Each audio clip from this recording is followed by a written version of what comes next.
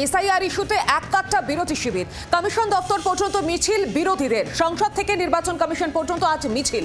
বিহারে ভোটার তালিকা থেকে বাদ পড়েছে ৬৫ লক্ষের নাম, কমিশনকে ব্যবহার করছে বিজেপি, তোপ দেগেছে বিরোধীরা।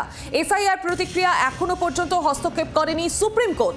এদিকে সুপ্রিম কোর্ট বেশ কয়েক দফা পরামর্শ দিয়েছে কমিশনকে।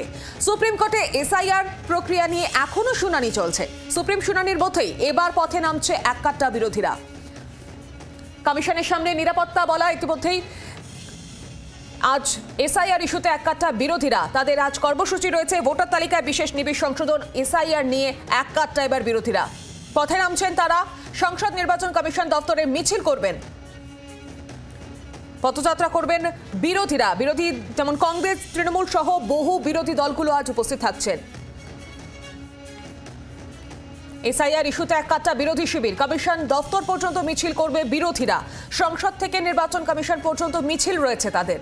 বিহারে ভোটার তালিকা থেকে বাদ গিয়েছে ইতিমধ্যেই ৬৫ লক্ষ মানুষের নাম, আর এই নিয়ে গোটা দেশ উত্তাল। তারই মধ্যে কমিশনকে ব্যবহার করছে বিজেপি, তো দেখেছে বিরোধীরা। এই প্রসঙ্গে সুকান্ত মজুমদার তিনি কি বলেছেন শুনবো।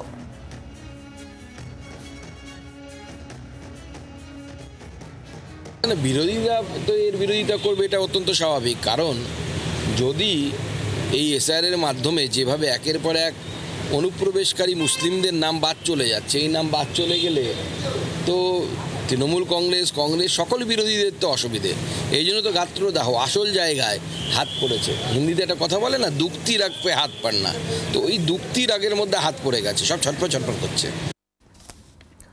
এই বিষয়ে আরো বিস্তারিত জানাবে, সঙ্গে রয়েছেন প্রতিনিধি রাজীব চক্রবর্তী। রাজীব, আজ বিরোধীদের এক কাট্টা মিছিল রয়েছে, কি জানা যাচ্ছে? দেখো, বিরোধী শিবিরের তরফ থেকে আজকে সংসদ ভবন থেকে নির্বাচন সদন অর্থাৎ জাতীয় নির্বাচন কমিশনের দপ্তর পর্যন্ত একটি পদযাত্রা রয়েছে। কার্যত এটি প্রতিবাদ পদযাত্রা, বিক্ষোভ পদযাত্রা, যেখানে এসআইআর এর প্রতিবাদ করা হচ্ছে। এসআইআর নিয়ে সংসদের দুই কক্ষে সরব হয়েছে বিরোধীরা, কিন্তু তারা আলোচনা চেয়েছে, কিন্তু সরকার আলোচনা রাজি হয়নি। এর পরবর্তীতে তারা সে নিয়ে সংসদে আলোচনাও চেয়েছেন, আলোচনা হয়নি, কিন্তু সংসদে তা নিয়ে কোনো রকম কোনো সরকার তাদের সদিচ্ছা দেখায়নি বলে অভিযোগ। আর এরপরই তারা এই কর্মসূচি নিয়েছেন। ইন্ডিয়া জোটে থাকা সমস্ত রাজনৈতিক দলগুলি তারা আজকে সকাল 11:30 নাগাদ সংসদ ভবন থেকে নির্বাচন সদন পর্যন্ত পদযাত্রা করবেন। রাজীব, একদমই সেই বিষয়ে আসবো। তার আগে আমরা দেখতে পাচ্ছি কড়া নিরাপত্তা ব্যবস্থা মুড়ে ফেলা হয়েছে গোটা নির্বাচন চত্বর। আর কি কি পদক্ষেপ নেওয়া হয়েছে কমিশন চত্বর, এবং আর কি কি পদক্ষেপ নেওয়া হয়েছে দিল্লি পুলিশের তরফে?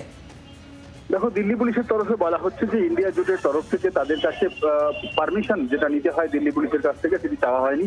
যেহেতু এত সাংসদ থাকবেন, নিরাপত্তার বিষয়টা থাকবে, এবং সেই কারণেই তারা আগাম সতর্কতা হিসেবে তারা নিরাপত্তা বলয় মুড়ে ফেলেছে পুরো এলাকাটি, এবং নির্বাচন কমিশনের সামনে একেবারে নিরাপত্তা বলয় কঠোর করা হয়েছে। পাশাপাশি আশেপাশের এলাকাগুলিতেও কড়া নজরদারি শুরু করা হয়েছে, এবং যাতে কোনো রকম বিশৃঙ্খলা না ঘটে সেই বিষয়টি নিশ্চিত করবার জন্য দিল্লি পুলিশের তরফ থেকে সব রকম ব্যবস্থা নেওয়া হয়েছে। এবং এটি এখন দেখা যে নির্বাচন কমিশন পর্যন্ত বিরোধী দলের সাংসদরা তারা যেতে পারেন কিনা, সংসদ ভবনেই তাদের আটকে দেওয়া হয় কিনা, কারণ অতীতে এর আগে দেখা গিয়েছে এই ধরনের ঘটনা ঘটেছে। এখন এই পুরো বিষয়টি নিয়ে ইতিমধ্যেই জল্পনা শুরু হয়েছে। তার কারণ বিরোধীরা তারা যাবেন এবং রাহুল গান্ধী নেতৃত্বে থাকবেন, হেভিওয়েট নেতারা থাকবেন। সেক্ষেত্রে তারা ইলেকশন কমিশন পর্যন্ত পৌঁছতে পারেন কিনা, বিক্ষোভ দেখাতে পারেন কিনা, এবং পদযাত্রাটি সফল হয় কিনা, সব দিকেই কিন্তু এখন নজর রাখা হচ্ছে।